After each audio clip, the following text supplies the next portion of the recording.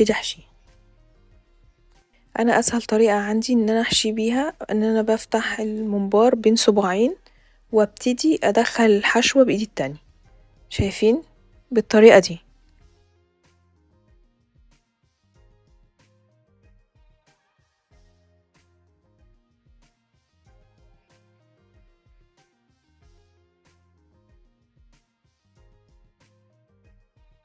خلاص كده حشيتها، هبتدي ان انا اضغط عليها على اساس ان الزيادة تنزل منها، وقبل الطرف تقريبا بسنتي هسيبه فاضي من الناحيتين.